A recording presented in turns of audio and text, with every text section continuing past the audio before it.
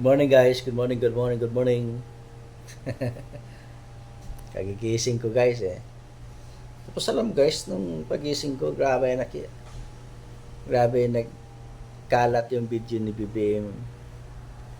Kung ako kay BBM, hindi talaga matatapos tong issue na yan pagdating sa pulburon video niya, sa pagka-addict niya. Kung ayaw niya magpa-drug test, di ba? Kaya kailangan magpa-hair follicle test na siya, magpa-drug test na siya para matapos na yung issue sa kanya. Hindi kung sino-sino yung mga Poncio Pilato ang magpakatotoo na siya ay addict, siya ay cocaine user or hindi, di ba? Kasi maraming mga personalidad na na may capability or may kakayahang magsabi na ano nga talaga siya, addict nga talaga siya. Di ba? Kaya ang Congress naman, huwag silang kumuha ng tao na confused na nga sa sarili, di niya alam yung tunay na identity niya, babae ba siya o lalaki.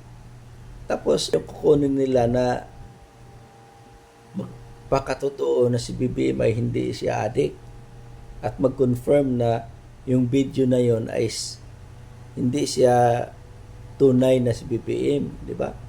Anong karanasan niya? Paano niya i-debunk yung mga tao na nagsasabi na addict si BBM, di ba? Katulad nito, tingnan mo. I remember Mr. Marcos as candidate today, before. It never worked. All they did was go to the disco, and they were always high on drugs. And I know them. They're the very same people supporting him today. But I don't condemn them. That's their life. They have all the money. They have all the resources. They don't have to drag their feet and work. Yung cocaine, hindi po yan gamot. Yan po ang drug of choice na mayayaman. Kasi hindi daw masyadong malakas ang hangover, di kagaya ng shabu, di ba? Ang shabu kasi artificial yun eh. Yung cocaine daw ay organic daw yan, na pampasabog ng ano mo ba, ng brains mo ba? Yan. Hey man, yan. Hi man, ganyan. So, yun po ang kaibahan. Ang cocaine ay hindi po gamot. Yan po ay illegal drugs. Yan. Ang fentanyl ay legal drug. Yan. Kuha mo na?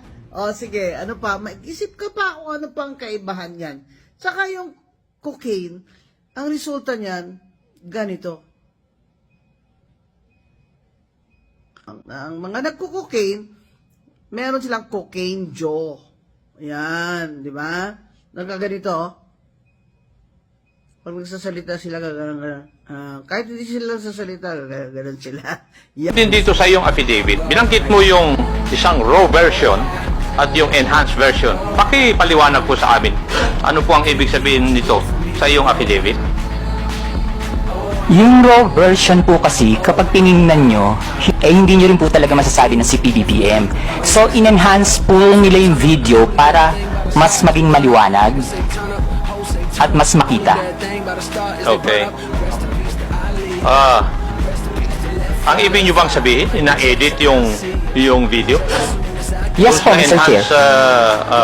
Version? Maski po yung raw video, hindi po ako naniniwala na si PBBM yan. Ibig sabihin, lumalabas na planado ang pagpapakalat ng video para makapanira kay PBBM. Tama po. Yes po, Mr. Chair. At ayon sa iyo, si Harry Roque ang may pakanan nito. Yes po, Mr. Chair. Sinong may mas credibility magsalita at mag-testify na addict ang Pangulo? Yung confused sa kanyang identity, or itong dalawa na former senator at saka former commissioner ng COMELEC? No one can say if that video is real or not, di ba? Only the expert can see that if that is truly BBM or not, di ba? Hindi mo basta masasabi yan, hindi mo madaan mo sa true authentication, true science, technology, ganon. Hindi mo basta-basta sabihin lang, hindi yan si BBM, si BBM yan. Wala yan. Di ba? Of course, may mga magsasabi, hindi yan si BBM, yung mga pro-BBM. May mga magsasabi rin na si BBM yan, yung mga anti-BBM. Para sa akin, ang punto kung bakit nilik yung video na yan, para lang yung authority at saka yung mga people is magkaroon sila ng encouragement to talk to BBM na kailangan niyang seryosohin yung mga allegation sa kanya, na kailangan niya magpa-drug test. Diba? Ganun lang kasimple yan. So once na there is a smoke, means there's a fire. Ganun lang yan. BBM. Ganun lang yan, BBM. Kaya kailangan mo magpa-drug test. Diba? Ang Congress, ang yaman-yaman nila dyan, ang dami nilang pera dyan, meron silang kakayahan na mag-hire ng ng mga expert, 'di ba? International. Or pinakadabis diyan, puntahan nila si BBM, magpa-Herkel test si BBM, magpa-drug test siya. Yun yung isa sa paraan diyan para magsasabi na addict nga si BBM or hindi. Umayos nga kayo diyan, taga-Congress. Halata na gusto niyo lang i-cover up yung issue ni BBM, di ba? Napaka-obvious naman talaga, di ba guys? Alright guys, thank you so much for watching. Bye-bye. Magpa-drug test ka na BBM.